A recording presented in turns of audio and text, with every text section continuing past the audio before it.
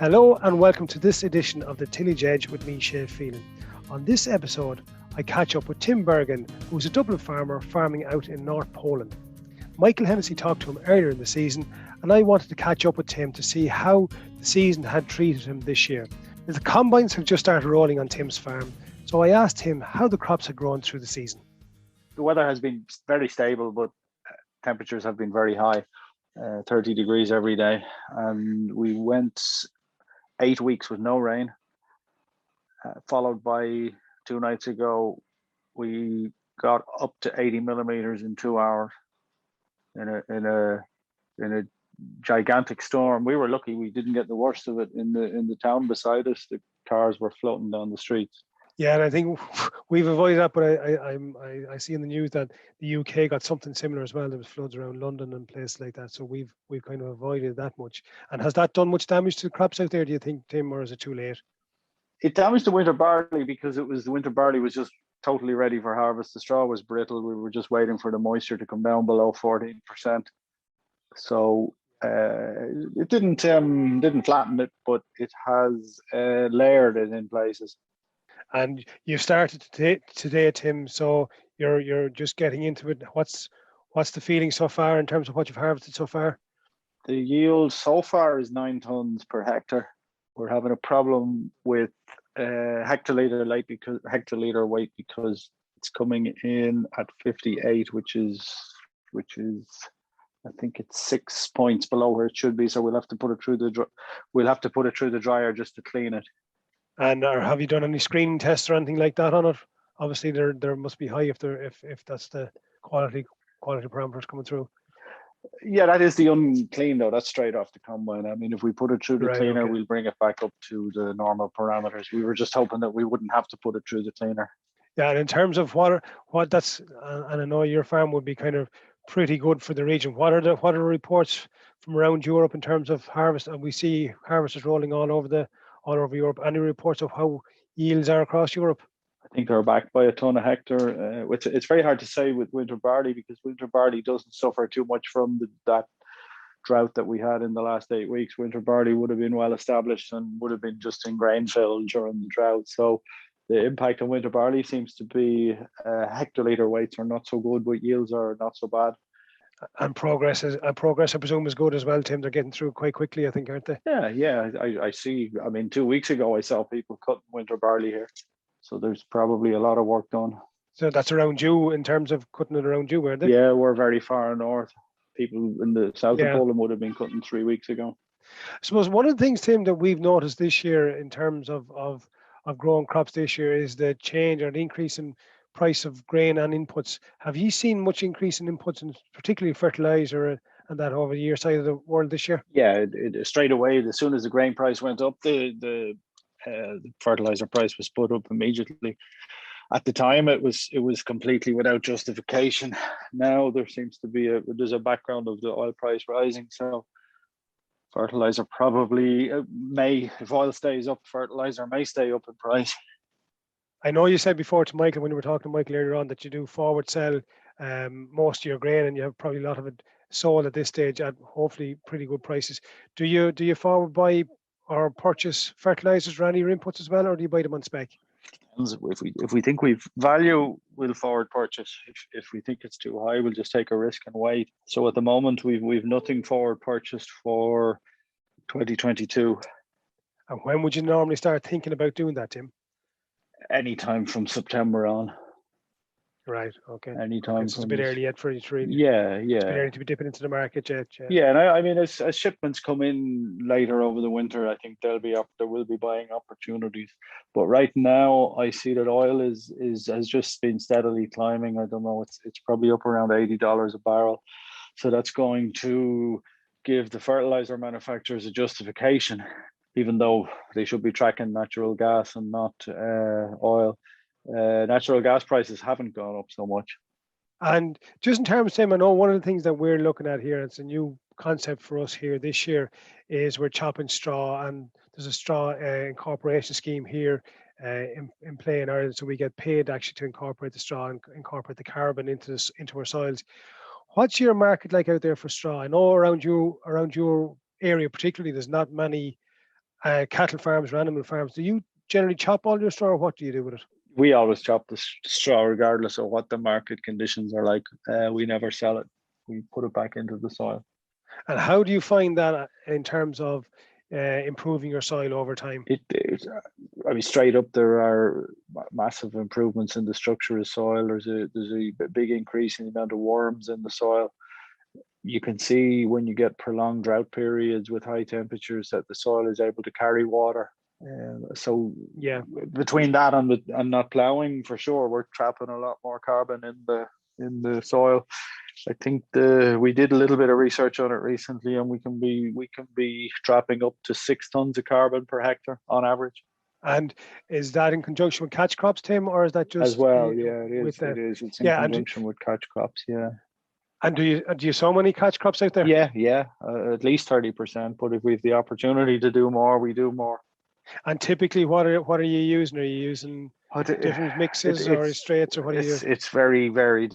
You have, if we know that next spring we're planting potatoes in a particular field, we plant black oats, we plant vetch, what they call hairy vetch. We plant peas, and we plant one other thing. I can't remember what it is right now, but it's basically a mixture to reduce the nematodes in the soil and leave the soil in very good condition for potatoes.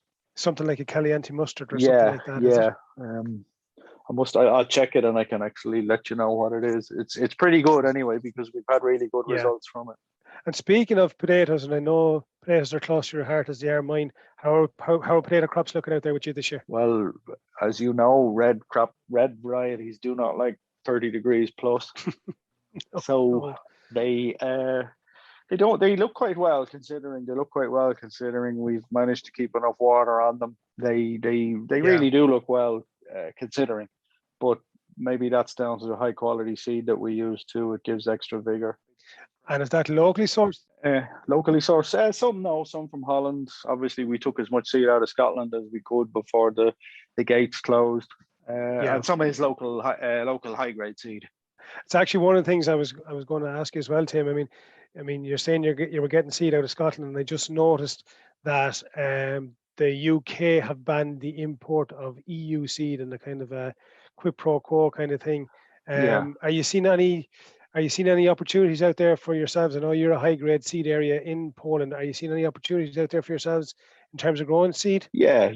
I mean, we can definitely sell into the Irish market with an advantage of virus advantage for sure. We get a very cold winter here. We usually get prolonged periods of minus, which reduces the aphid population down, and then we start in the early summer with a very, very low aphid numbers.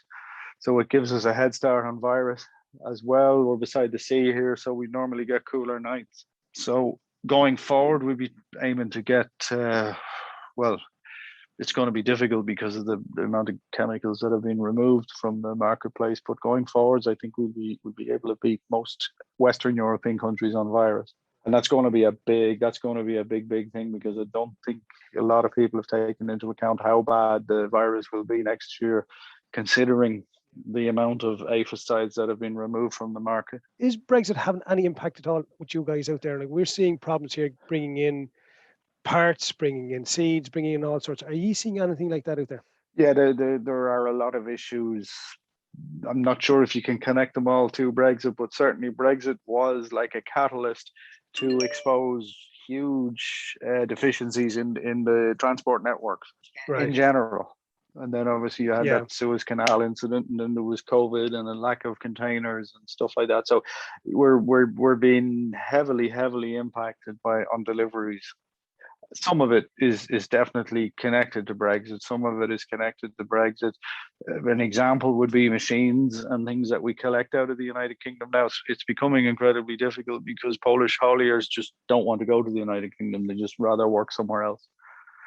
Yeah, we're finding something. Yeah, they can make more money by going to other countries. So you call the hauliers that we used to use, and they just flatly say no, they don't want to deal with the United Kingdom. Yeah, we're seeing the same problems here.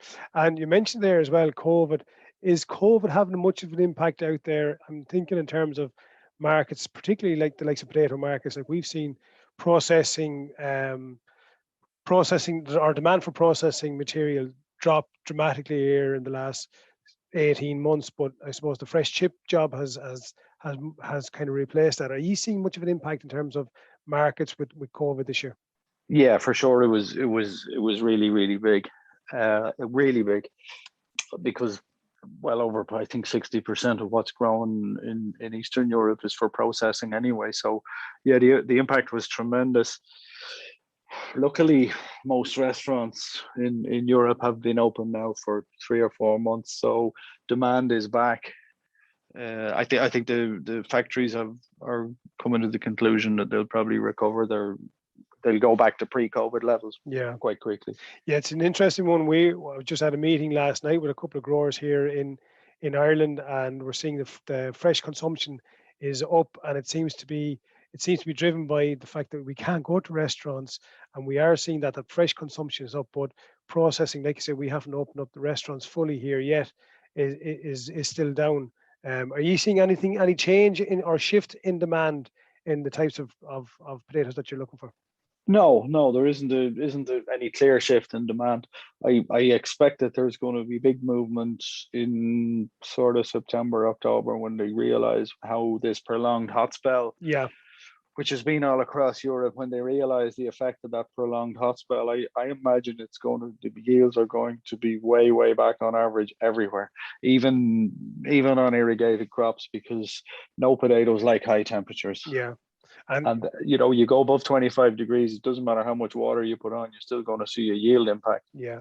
And I suppose, when you think of it, at this time of year, a crop is looking, here we generally recommend that a crop needs about 30 to 35 millimeters of water a week, just to keep it ticking over. And I presume in those hot temperatures, all the irrigation, you're losing an awful lot of moisture through transpiration. So it's actually not getting down to where you need it. No. I predict, I hope I'm wrong, but I predict that yields are going to be way back. And is it starting to impact on price over there yet, Tim?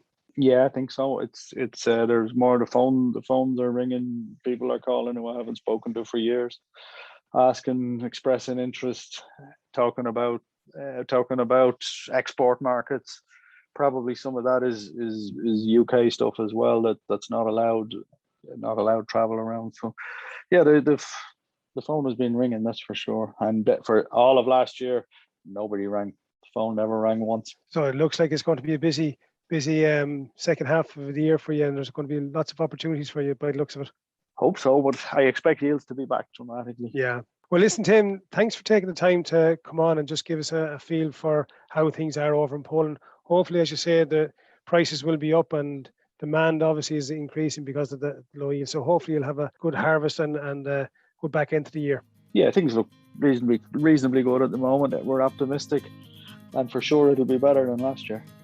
That's it for this week's edition of the Tillage Edge.